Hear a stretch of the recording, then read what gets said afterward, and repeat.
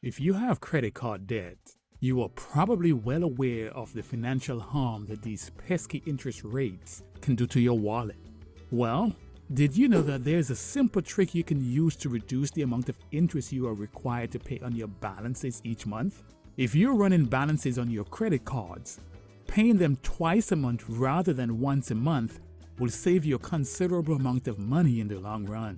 This is the strategy for everyone. To avoid interest charges, you should always endeavor to pay off the balance in full every month. However, this approach is particularly impactful if you're running a balance. The idea is to pay every 2 weeks, that is, every 14 days. The reason this strategy works is the fact that credit card interest is computed daily. So paying every 14 days results in you paying one extra month's payment over the course of the year. By the way, you should know that this is not the same with mortgages. The United States is probably the only first world country where interest on mortgages is computed on a monthly basis. So paying in 2 cycles in the month gives you no advantage. However, paying extra principal gives you a considerable advantage. So if you pay extra principal with each monthly payment, you get a worthwhile money-saving benefit for decreasing the length of your mortgage. Before I move on, if you've gotten value so far, hit the subscribe button you see below and like this video to get the most out of your money. If you've racked up credit card debt, take my advice. Split your regular monthly payment into 2 and send in 1 payment every 14 days. This will allow you to chip away at your balance more quickly.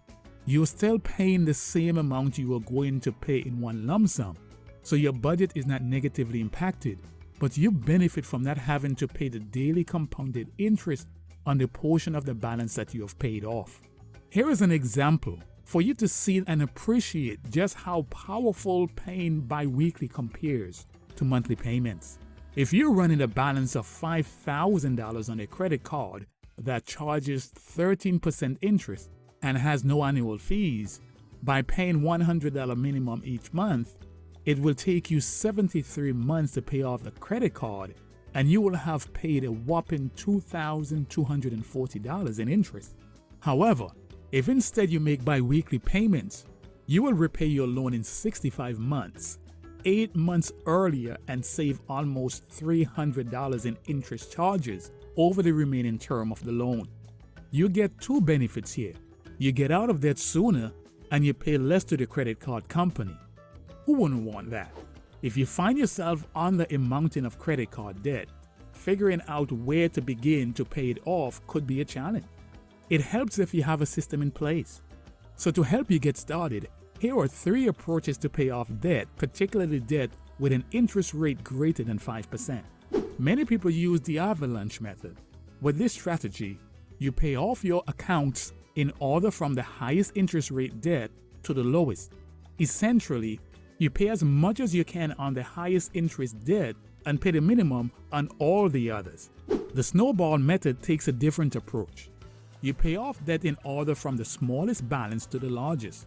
So you pay off the credit card with the smallest balance first. You throw all the money you can at the debt with the smallest balance while paying the minimum on all of the others. And debt consolidation could be a good option if you have multiple high interest debt. You combine your debts to a single account using either a credit card balance transfer or a personal loan. But be careful, there are some pitfalls you need to take into account. I want to provide you with some other resources to help you avoid paying more of your money to the credit card companies. Make a plan and stick to it. I suggest you follow a plan to pay off your credit card debt in 3 years or less. There are many free credit card repayment calculators available to assist you in setting an ambitious yet achievable goal for paying off your debts. Shop for a low APR card from a credit union. If you anticipate facing some circumstance in the future that may force you into carrying a balance on a credit card, you may want to visit your local credit union. They frequently offer the lowest variable APR you can find on credit cards, with some dipping as low as 8 or 9%. And avoid carrying or running a balance on your rewards credit cards, since they typically have high variable APRs, with some exceeding 25%. Consider a balance transfer. If you're struggling with credit card debt, a balance transfer to a card with a 0% introductory APR period can provide you with some temporary reprieve from the high interest charges. But proceed with caution. You must determine whether the card has a balance transfer fee and be sure not to use the card for new spending.